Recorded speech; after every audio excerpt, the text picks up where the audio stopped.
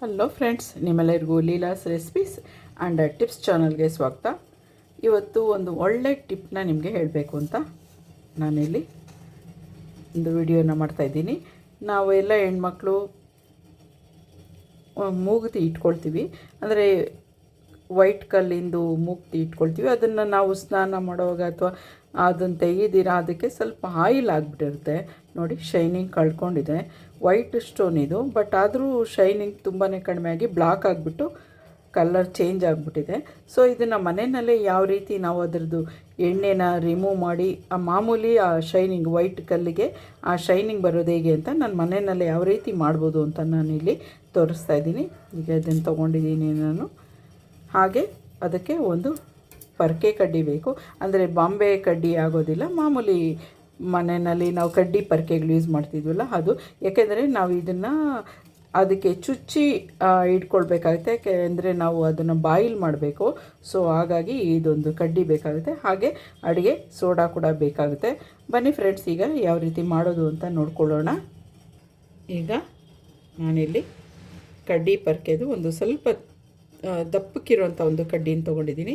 ಅದಕ್ಕೆ ನನ್ನ ಕೈಯಲ್ಲಿರುವಂಥ ಈ ಒಂದು ಮೂಗ್ಬಟ್ಟನ್ನ ಅದಕ್ಕೆ ಈ ರೀತಿ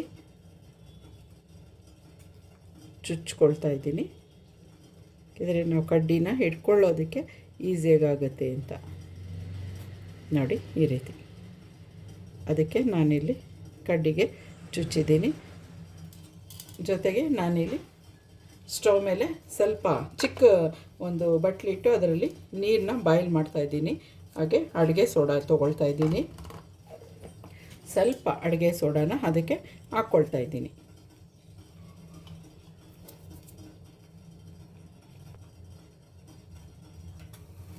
ನೋಡಿ, ಆ ರೀತಿ ಉಕ್ಕು ಬರುತ್ತೆ ನಾವು ಅಡುಗೆ ಸೋಡಾ ಹಾಕಿದ ತಕ್ಷಣ. ಈಗ ನಾವು ಈ ಒಂದು ಕಡ್ಡಿಗೆ ನಾವು ಮೂಗ್ಬಟ್ಟು ಇಟ್ಕೊಂಡಿದ್ದೀವಲ್ಲ ಅದನ್ನು ತಗೊಂಡು ಹಾಗೆ ಒಂದು ಸ್ವಲ್ಪ ಇಲ್ಲಿ ಅಡುಗೆ ಸೋಡಾ ಹಾಕಿ ಆ ನೊರೆ ಮೇಲೆ ಬರುತ್ತಲ್ಲ, ಅದು ಬಾಯ್ಲಿಂಗ್ ಪಾಯಿಂಟ್ ಎಲ್ಲಿರುತ್ತೆ ಅಲ್ಲಿಗೆ ಸೆಂಟ್ರಲ್ಲಿ ಈ ಥರ ಬಾಯ್ಲ್ ಆಗ್ತಾ ಇರುತ್ತಲ್ಲ, ಅಲ್ಲಿ ಕರೆಕ್ಟಾಗಿ ಇದನ್ನು ನಾವಿಲ್ಲಿ ಇಟ್ಕೊಳ್ಬೇಕಾಗುತ್ತೆ. ಇದು ಇಟ್ಕೊಂಡು ಹಾಗೆ ಒಂದು ಸ್ವಲ್ಪ ನಾವು ಅಡುಗೆ ಸೋಡಾ ಹಾಕ್ತಾ ಅದನ್ನು ಇಟ್ಕೊಂಡು ಮಾಡ್ತಾ ಇರಬೇಕು. ಆ ನೊರೆ ಬಂದಾಗೆಲ್ಲ ಇದ್ರದ್ದು ಆಯಿಲು ನೋಡಿ ಹಾಗೆ.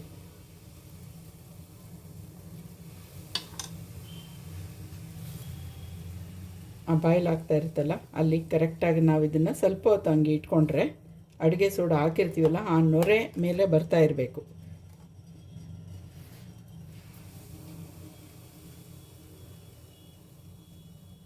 ನಿಮಗೊಂದು 1/4 ಸ್ಪೂನಷ್ಟು ಅಡುಗೆ ಸೋಡಾ ಆದರೆ ಸಾಕಾಗುತ್ತೆ. ಸ್ವಲ್ಪ ಹೊತ್ತು 1-2 ಸೆಕೆಂಡು ನೀವು ಅದರಲ್ಲಿ ಇಟ್ಟಿರಬೇಕು. ತಳದಲ್ಲಿ ಅದು ಟಚ್ ಆಗಬಾರ್ದು. ಸುಮ್ಮನೆ ನಾವು ಆ ನೀರು ಮೇಲೆ ಬಾಯ್ಲ್ ಆಗ್ತಾ ಇರುತ್ತಲ್ಲ ಅಲ್ಲಿ ಇಟ್ಕೊಂಡ್ರೆ ಸಾಕಾಗುತ್ತೆ ನಮಗೆ. ಅದಕ್ಕೋಸ್ಕರ ನಾನು ಈ ರೀತಿ ಕಡ್ಡೀಲಿ ಚುಚ್ಚಿರೋದು.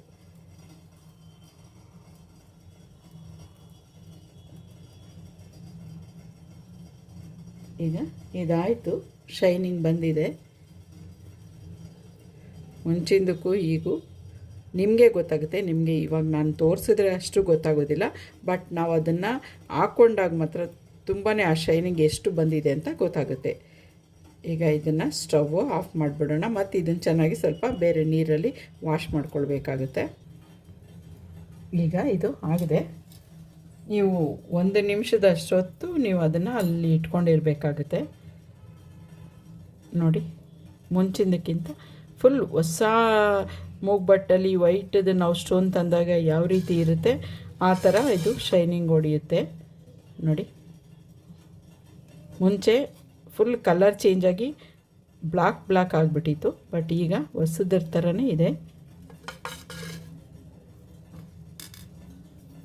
ನೋಡಿದ್ರಲ್ಲ ಫ್ರೆಂಡ್ಸ್, ಯಾವ ರೀತಿ ನಾವು ಮನೆಯಲ್ಲೇ ನಮ್ಮ ವೈಟ್ ಸ್ಟೋನ್ಗೆ ಮೂಗ್ಬಟ್ಟಿಗೆ ಯಾವ ರೀತಿ ಆಯಿಲ್ನೆಲ್ಲ ತೆಗಿಬೋದು ಅಂತ. ಓಕೆ, ನೀವು ಮಾಡಿ ಒಂದು 2-3 ಸಾರಿ ನೀವು ಅದು ಬಾಯ್ಲಿಂಗ್ ಪಾಯಿಂಟು ಸ್ವಲ್ಪನೇ ಅಡುಗೆ ಸೋಡಾ ಹಾಕ್ತಾ ಅದನ್ನು ಆ ಮೇಲ್ಗಡೆನೇ ಆ ಬಬಲ್ಸ್ ಬಂದಾಗ ಅದ್ರ ಮೇಲೆ ಇಟ್ಕೊಂಡಿರಬೇಕಾಗುತ್ತೆ. 1 ನಿಮಿಷ ನೀವು ಇಟ್ಕೊಂಡ್ರೂ ಸಾಕು, ಇದು ಫುಲ್ ಶೈನಿಂಗ್ ಬಂದ್ಬಿಡುತ್ತೆ. ಇದು ಮೂಗ್ಬಟ್ಟಿಗೋಸ್ಕರ ನಾನು ಮಾಡಿರುವಂಥ ಒಂದು ಮನೆಯಲ್ಲಿ ಮಾಡುವಂಥ ಒಂದು ವಿಧಾನ. ಓಕೆ ಫ್ರೆಂಡ್ಸ್, ನೀವು ಕೂಡ ಈ ಥರ ಟ್ರೈ ಮಾಡಿ, ಖಂಡಿತ ನಿಮ್ಮ ಫ್ರೆಂಡ್ಸ್ಗೆಲ್ಲ ಶೇರ್ ಮಾಡಿ. ಓಕೆ, ಬಾಯ್.